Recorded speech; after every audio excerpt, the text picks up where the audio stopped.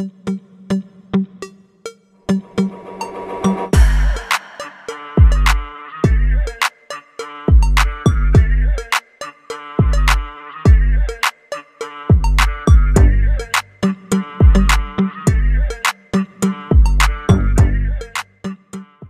Malaysia, terima kasih kerana Anda masih terus setia bersama di dalam channel Elvino ESTV. Jangan lupa untuk tekan butang subscribe supaya Anda tidak ketinggalan untuk menonton semua perkongsian berita yang saya akan kongsikan di dalam channel ini.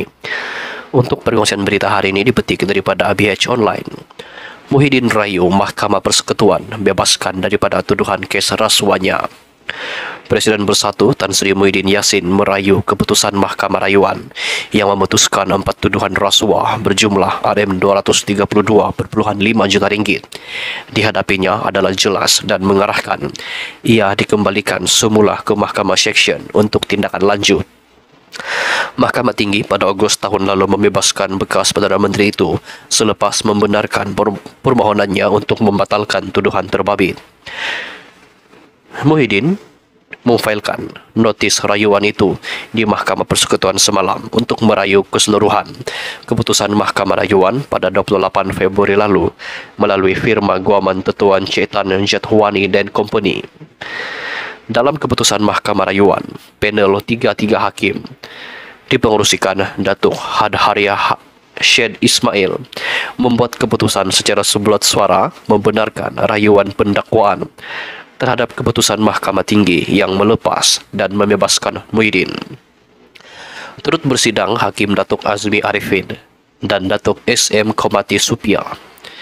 Panel itu berkata, Mahkamah Tinggi terkilaf daripada segi undang-undang apabila memutuskan 4 pertuduhan berkenaan tidak mendedahkan sebarang kesalahan Muhyiddin yang juga pengerusi Perikatan Nasional PN.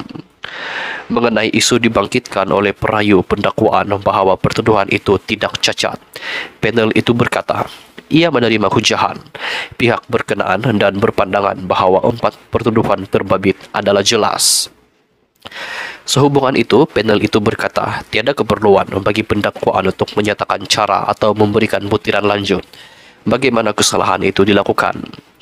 Muhyiddin juga merayu keputusan panel yang memutuskan bersatu sebuah pertubuhan politik di bawah takrifan bersekutu seperti yang ditakrifkan mengikut Seksyen 3 Akta SPRM.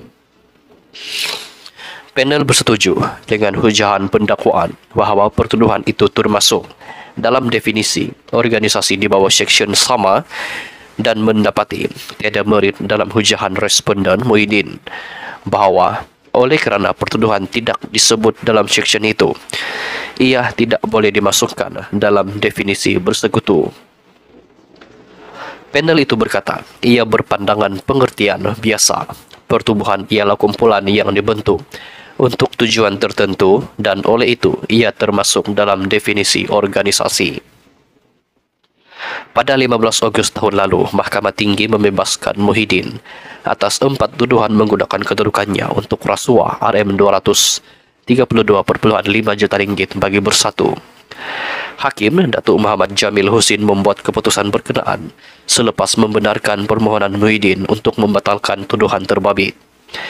Ia susulan 4 pertuduhan itu didakwa tidak mendedahkan kesalahan mengikut Seksyen 23-1 Akta Suruhanjaya Pencegahan Rasuah Malaysia SPRM. Muhyiddin memfailkan notis usul untuk membatalkan tuduhan berkenaan pada 18 April tahun lalu dengan memohon supaya dilepas dan dibebaskan daripada keempat-empat pertuduhan yang dikenakan terhadapnya pada 10 Mac 2023. Melalui affidavit, sokongan difailkan bersama notis usul itu. Muhyiddin mendakwa 4 tuduhan itu adalah cacat dan tidak sah di sisi undang-undang kerana bercanggah Seksyen 152 Kanun Acara Jenayah. Muhyiddin ketika menjadi Perdana Menteri ke-8 didakwa di Mahkamah Seksyen kerana menggunakan kedudukan untuk suapan Rm232.5 juta ringgit daripada 3 syarikat, iaitu Bukhari Equity Sendirian Berhad, Nepturis Sendirian Berhad dan Mamfor Sendirian Berhad, serta Datuk Azman Yusof bagi bersatu. Beliau dituduh melakukan perbuatan itu di pejabat Perdana Menteri pada antara 1 Mac 2020 dan 20 Agustus 2021. Beliau masih berdepan 3 tuduhan menerima rasuah, menerima uang hasil aktiviti haram yang semuanya berjumlah Rp200 juta. Sekian saya dulu perkongsian berita untuk hari ini. Jangan lupa untuk tekan butang subscribe.